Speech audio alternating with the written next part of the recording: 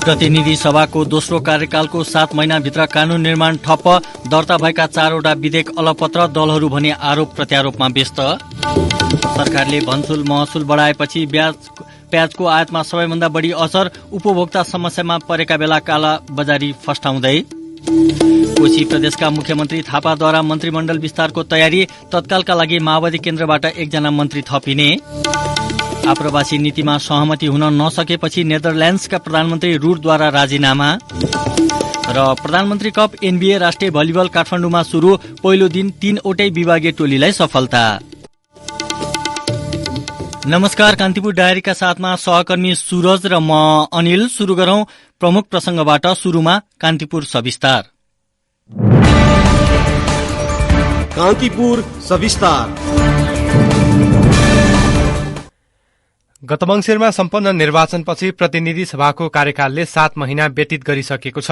नयाँ जनादेशपछि प्रतिनिधि सभामा अहिले नयाँ र पुराना दलको उपस्थिति छ। आफ्नो प्रभावकारिता बढ़ाउँदै लैजानुपर्ने जिम्मेवारी भएको संसद सत्तापक्ष र प्रतिपक्ष बीचको टकरावका कारण प्रभावित हुँदै आएको छ। संसदको मुख्य जिम्मेवारी भनेको कानून निर्माण हो, तर 7 महिनाको अवधिमा सरकारले एउटै कानून बनाउन सकेको छैन। दर्ता भएका 4वटा विधेयक अलपत्र परेका छन् भने आगामी आर्थिक वर्षको विनियोजन विधेयक मात्र पारित भएको छ। दलहरूबीचको विवादले कानून निर्माणलाई प्रभावित मात्र गरेको देखिँदैन, संसदकै भूमिकामाथि प्रश्न चिन्ह खड़ा भएको छ। 2079 पुस 25 गतेबाट शुरू भएको प्रतिनिधि सभाको दोस्रो कार्यकालमा हालसम्म 40वटा बैठक बसेका छन्। गत मंसिर 4को निर्वाचनपछि संसद शुरू भएको 7 महिनाको अवधिमा सरकारले जम्मा 4वटा मात्र विधेयक ल्याएको छ। संसदमा दर्ता भएका विधेयक समेत अघि बढ़न सकेका छैनन्। विधेयक अघि बढ़न नसक्नुमा प्रतिपक्षी दल र सत्तापक्षले एक अर्कालाई दोष दिएका छन्। संसदमा नयाँ विधेयक ल्याउने र दर्ता भएका विधेयक अघि बढ़ाउने विषयमा सरकारले नै चासो नदेखाएको प्रमुख प्रतिपक्षी दल नेकपा एमालेको आरोप छ। एमालेका सचेतक महेश कुमार बर्तौला भन्छन्, जस्तो अहिले 7 महिना भयो, सरकारले 7वटा महिनामा एउटा पनि विधेयक प्रस्तुत गरेर पास हुने तहमा पुर्याएको अवस्था छैन। यो सरकारको लाचारीपन हो, सरकारको कमजोरी हो, सरकारको असचेतनता हो, सरकारको अयोग्यता हो। जस्तै शिक्षा विधेयक सरकारले अहिलेसम्म संसदमा ल्याएको छैन, निजामती कर्मचारी विधेयक ल्याएको छैन, प्रहरी ऐन ल्याएको छैन। भनेको अर्थ संसद त्यतिखेर प्रभावकारी हुन्छ जतिखेर सरकारले प्रभावकारी ढंगबाट बिजनेस दिन्छ। सरकारको बिजनेस 1 मिनट पनि हाउस अगाडि बढ्न सक्दैन। विधेयक दर्ता गर्ने, त्यसपछि सरकार निराएर बस। जुन विधेयकका बारेमा आवश्यक काम प्रक्रिया अगाडि बढाउनु, त्यो आज देखिएको छैन। त्यसकारण यसले के देखाउँछ भने सरकार संसदप्रति उत्तरदायी छैन। सरकारले 2079 माघ 27 मा सम्पत्ति शुद्धिकरण निवारण तथा व्यावसायिक वातावरण प्रवर्धन सम्बन्धी केही ऐनलाई संशोधन गर्न बनेको विधेयक, फागुन 12 मा संवैधानिक परिषद काम कर्तव्य अधिकार र कार्यविधि सम्बन्धी ऐनलाई संशोधन गर्न बनेको विधेयक, गत फागुन 25 मा बेपत्ता पारिएका व्यक्तिको छानबिन सत्य निरूपण तथा मेलमिलाप आयोग ऐनलाई संशोधन गर्न बनेको विधेयक र गत वैशाख 26 मा केही नेपाल ऐनलाई संशोधन गर्न बनेको विधेयक 2080 संसदमा दर्ता गराएको थियो। विधेयक पारित गराएर कानून निर्माण गर्नुपर्ने मुख्य जिम्मेवारी सरकारकै हो। प्रतिपक्षी दललाई सहमतिमा ल्याएर कानून बनाउनु पर्ने सरकारलाई संसदभित्र पटक पटक प्रतिपक्षी दलको अवरोधले अप्ठ्यारो पारिरहेको छ। सरकारले संसदलाई बिजनेस नदिएको भन्न नमिल्ने संसदको सबैभन्दा ठूलो दल नेपाली कांग्रेसको तर्क छ। प्रतिपक्षको अवरोधकै कारण सदनमा दर्ता भएको विधेयक पारित हुन नसकेको कांग्रेसकी सचेतक सुशीला थिङको आरोप छ। उनी भन्छिन्, प्रतिपक्षी दलले त अब हामी चाहिँ चल्दै दिँदैनौ भनेर अवरोध गरेपछि सदन चलाउन मिलेन। यो सबै प्रतिपक्षी दलको कारणले सदन चलेको छैन र यो विधेयकहरू पनि पारित गर्न मिलेन। सायद मलाई लाग्छ यो 24 गतेसम्म मिलिसक्छ होला। सरकारले बिजनेस नदिएको भन्न मिल्दैन। बिजनेस पहिलाभन्दा बढी आइरहेको छ। आएको बिजनेसै यहाँ रोकिदिन्छ त कसरी सरकारले बिजनेस दिएन भन्न मिल्छ। पछिल्लो पटक प्रधानमन्त्री पुष्पकमल दाहालको विवादास्पद अभिव्यक्तिलाई लिएर प्रतिपक्षी दलले अवरोध गरिरहेका छन्। संसदमा उत्पन्न गतिरोध अन्त्य हुने संकेत देखिएको छैन। संसदभित्र सत्तापक्ष र प्रतिपक्षको जोहारी विगतमा जस्तै प्रकट भइरहेका छन्। नयाँ जनादेश सहित आएको प्रतिनिधि सभाले कानून निर्माणलाई प्राथमिकतामा राख्ने अपेक्षा भए पनि त्यस विपरीत दलहरू एक अर्कालाई दोष थुपार्न सक्रिय छन्। आवश्यक कानून निर्माण र विचाराधीन विधेयकलाई अगाडि बढ़ाउने विषयमा सरकार नै गम्भीर नदेखिएको अर्को विपक्षी दल दल राष्ट्रिय स्वतन्त्र पार्टी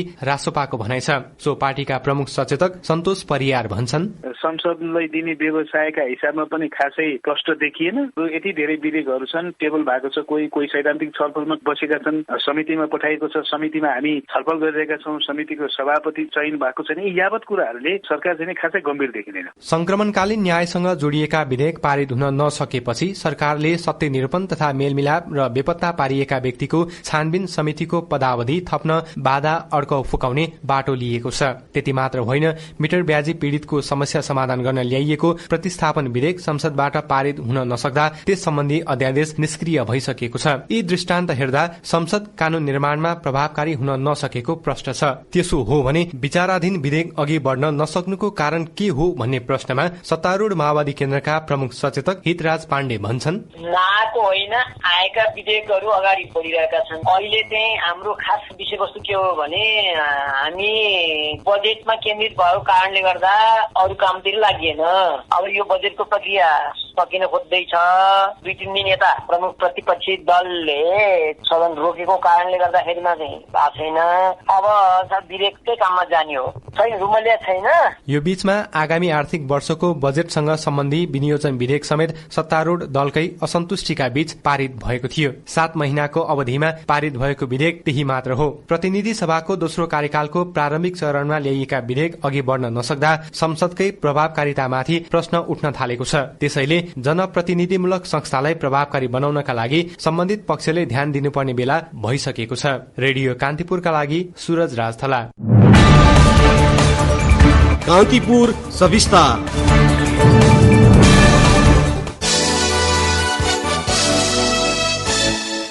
सरकारले तरकारी एवं फलफूल जन्य वस्तुको आयातमा 13% भन्सार महसुल कायम गरेपछि सबैभन्दा बढी असर प्याजको आयातमा देखिएको सरकारवालाहरूले बताएका छन्। आन्तरिक उत्पादन वृद्धि गर्न भन्दै सरकारले भन्सार महसुल बढाएपछि त्यसको सोझो असर उपभोक्ताको भान्सामा परेको छ। भन्सार महसुल बढेको बहानामा व्यापारीले प्याजको मूल्य दोब्बरले वृद्धि गरेका छन्। पर्याप्त गृहकार्य नगरिकन भन्सार महसुल वृद्धि गर्दा उपभोक्ता समस्यामा पर्ने गरेका छन् भने कालो बजारी समेत मौलाएको छ। एक रिपोर्ट।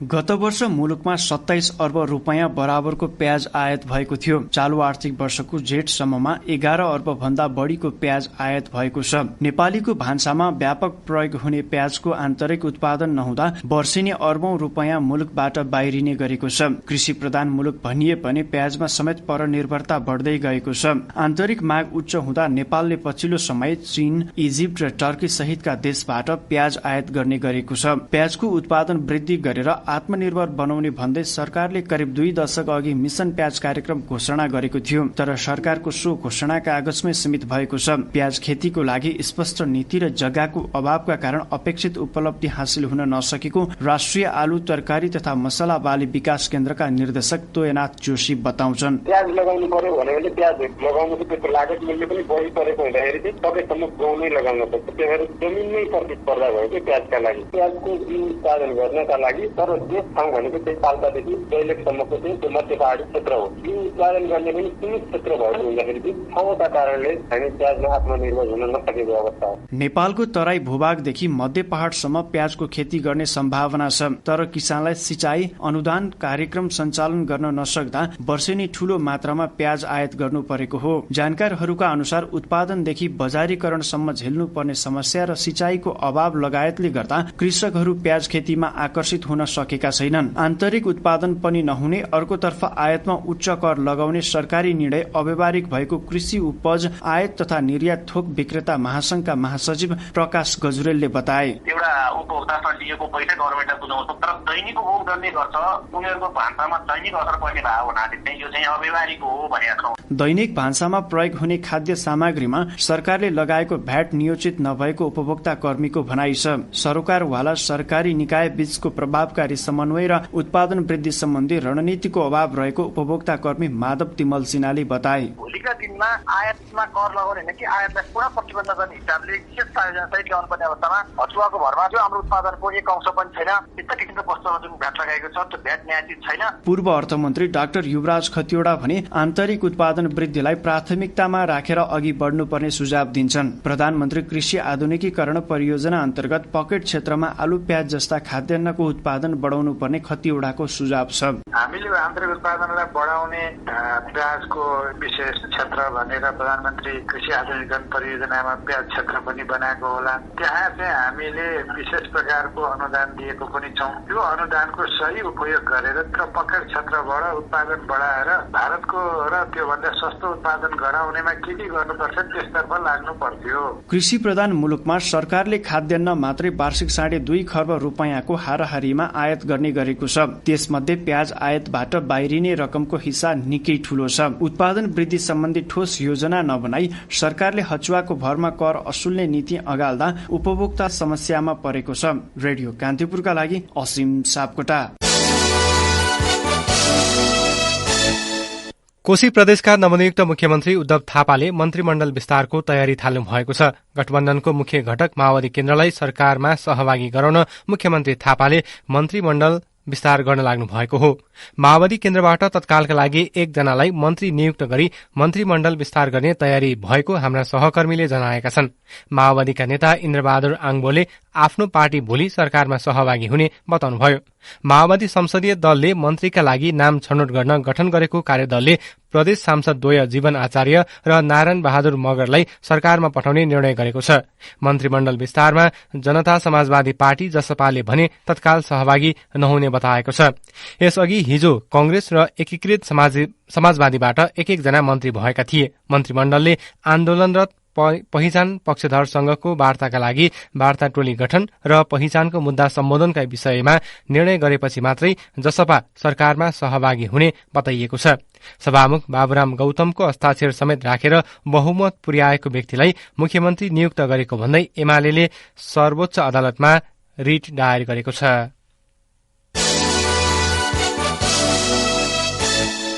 माओवादी केन्द्र, एकीकृत समाजवादी, जनता समाजवादी पार्टी र नेत्र विक्रम चन्द नेतृत्वको नेकपा सम्मिलित समाजवादी मोर्चाको पहिलो बैठक आज बसेको छ।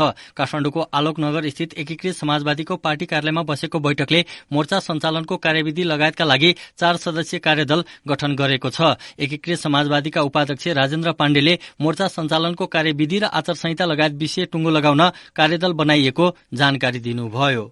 यो बैठकले 3 वटा महत्वपूर्ण कुरा निर्णय गर्यो। एउटा 4 जनाको कार्यदल बनायो र समाजवादी मोर्चा सञ्चालन सम्बन्धी आचार संहिता, त्यसका कार्यविधि, नीति तथा कार्यक्रमहरू सम्पूर्ण तयार गर्नको लागि एउटा 4 जनाको कार्यदल बनायो। एकीकृत समाजवादीको तर्फबाट प्रमेश हमाल, माओवादी केन्द्रको तर्फबाट देव गुरुङ, जनता समाजवादी दलको तर्फबाट राजेन्द्र श्रेष्ठ, नेपाल कम्युनिस्ट पार्टीको तर्फबाट खड्गबहादुर विश्वकर्मा। 7 वटा प्रदेशमा यो सन्देश सभाको रूपमा घोषणा गर्ने सल्लाह हो र त्यसको तिथि मिति आउँदो 27 गते यही फेरि दोस्रो बैठक बसेर तय गर्छ। ती दलले गत असार 4 गते समाजवादी मोर्चा गठन गरेका थिए। कान्तिपुर डायरीमा अब ब्रेकको पालो। कान्तिपुर डायरीमा अब बाँकी प्रसंग। चितवनको मुगलिन नारायणगढ़ सड़क खण्ड फेरि अवरुद्ध भएको छ। स्थानीय कालीखोला नजिक आज दिउँसो 4 बजेतिर सुक्खा पहिरो खस्दा सड़क अवरुद्ध भएको हो। पटक पटक पहिरोका कारण अवरुद्ध भएर केही दिन यता नियमित सञ्चालनमा रहेको सो खण्डमा फेरि पहिरो खसेको हो। सड़क डिभिजन कार्यालयका अनुसार पहिरो पन्छाउन करिब 5 घण्टा लाग्ने देखिएको छ। मकवानपुरको मनहरी गाउँपालिका स्थित राजमार्गमा 2वटा ट्रक ठोकिएर आगलागी हुँदा 3 जनाको मृत्यु भएको छ। मकवानपुर प्रहरीका अनुसार दुर्घटनामा रिहान रुम्बा तामाङ, सुमन चेपाङ र अमृत प्रजाको मृत्यु भएको हो। गए राति करिब 1:15 बजेतिर पूर्व पश्चिम राजमार्गमा 2वटा ट्रक ठोकिएर दुर्घटना भएको जिल्ला प्रहरी कार्यालय मकवानपुरले जनाएको छ। दुर्घटनामा परि घाइते भएका 2 जनालाई चितवन स्थित भरतपुर अस्पताल पठाइएको हाम्रा सहकर्मीले जनाएका छन्।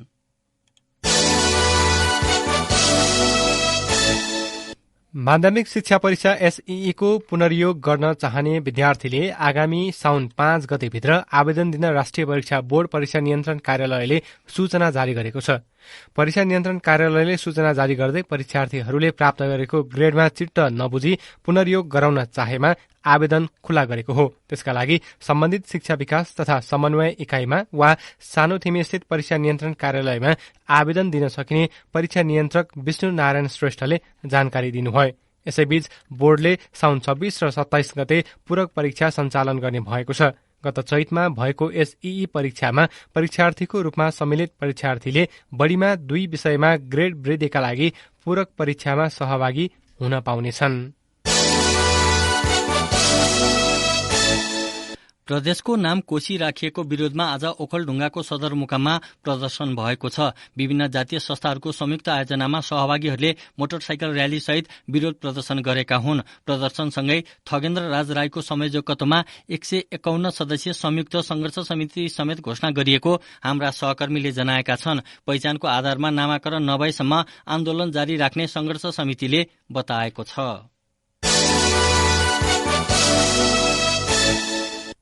बुद्ध जन्मस्थल लुम्बिनीमा 2 महिनामा करिब 26.5 लाख रुपैयाँ दान भेटी संकलन भएको छ।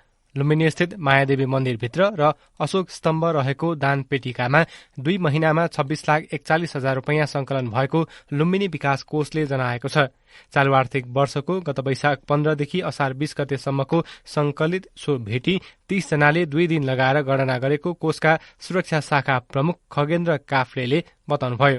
मायादेवी मन्दिर आउने आन्तरिक र बाह्य पर्यटकले गरेको दान लुम्बिनी क्षेत्रको प्रमुख आमदानीको स्रोत हो। कान्तिपुर डायरीमा पुनः ब्रेकको पालो। कान्तिपुर डायरीमा अब आर्थिक प्रसंग। देशभर पछिल्लो पटक करिब 12,000 मेट्रिक टन बढ़ी रासायनिक मल बिक्री भएको छ। कृषि तथा पशुपन्छी विकास मन्त्रालयको तथ्याङ्क अनुसार असार 10 गतेसम्म 78,475 मेट्रिक टन मल मौजात रहेकोमा हाल 66,583 मेट्रिक टन मात्र मौजात रहेको छ। कृषि सामग्री कम्पनी लिमिटेडसँग 33,745 मेट्रिक टन तथा साल ट्रेडिङ कम्पनी लिमिटेडसँग 32,838 मेट्रिक टन मौजात भएको मन्त्रालयले जनाएको छ।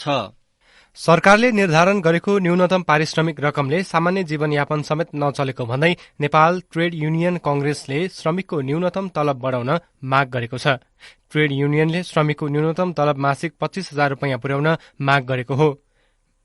महासंघका महासचिव अजय कुमार राईले बढ्दो महँगीले श्रमिकको जीवनयापन नै कठिन बन्दै गएको भन्दै न्यूनतम पारिश्रमिक 25,000 पुर्याउन रोजगारदाता र सरकारको ध्यानाकर्षण गराइएको बताउनुभयो। चिया बगान लगायत देशका सबै क्षेत्रमा कार्यरत श्रमिकको पारिश्रमिकमा 1 रुपैयाँ ल्याउने गरी मासिक पारिश्रमिक समायोजन गर्न आग्रह गरिएको उहाँले बताउनुभयो। हाल सरकारले तोकेको श्रमिकको न्यूनतम पारिश्रमिक मासिक 15,000 रुपैयाँ मात्र छ। कान्तिपुर डायरीमा अब मुलुक बाहिरको प्रसंग। आप्रवासी नीतिमा सत्तारूढ़ दलभित्र सहमति हुन नसकेपछि नेदरल्याण्ड्सका प्रधानमन्त्री मार्क रुटले पदबाट राजीनामा दिनुभएको छ। 3 दिनसम्म चलेको वार्तापछि पनि सत्ता साझेदारीका 4 दलबीच सहमति हुन नसकेपछि प्रधानमन्त्रीले राजीनामा दिनुभएको हो। प्रधानमन्त्री रुटले विभिन्न देशबाट आफ्नो मुलुकमा शरण लिन आउने व्यक्तिको संख्या घटाउने गरी कानून बनाउन खोजे पनि सत्ता साझेदार दलहरूले असहमति जनाएका थिए। पछिल्लो समय नेदरल्याण्ड्समा शरण लिने चाहनेको संख्या बढ़िरहेको छ।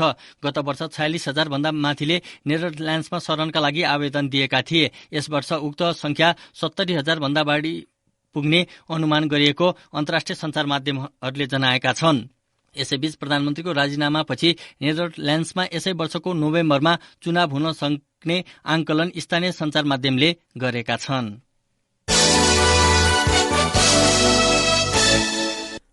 अमेरिकाका राष्ट्रपति जो बाइडेनले घातक क्लस्टर बमहरू युक्रेनलाई उपलब्ध गराउने आफ्नो निर्णयको बचाउ गर्नुभएको छ। अमेरिकाले विवादास्पद क्लस्टर बम आपूर्तिका लागि युक्रेनले गरेको आग्रह स्वीकार गरेको खबरहरू सार्वजनिक भएका थिए। युक्रेनसँग अस्त्र कम हुँदै गएकाले अमेरिकाको तर्फबाट त्यस्तो कदम चालिएको बाइडेनको भनाइ छ। युक्रेनका अधिकारीहरूले अमेरिकी सहयोगको प्रशंसा गरेका छन् भने रुसका कूटनीतिक अधिकारीहरूले अमेरिकी कदमको निन्दा गरेका छन्।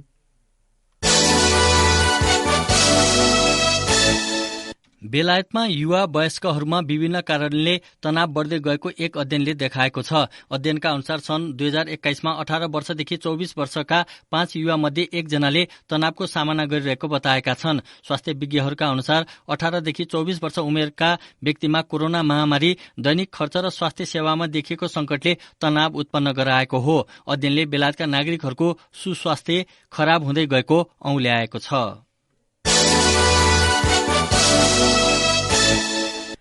कान्तिपुर डायरीमा अब खेल समाचार। प्रधानमन्त्री कप एनबिए राष्ट्रिय भलिबल प्रतियोगितामा पुरुषतर्फ त्रिभुवन आर्मी र महिलातर्फ नेपाल पुलिस क्लबले विजयी शुरूआत गरेका छन्।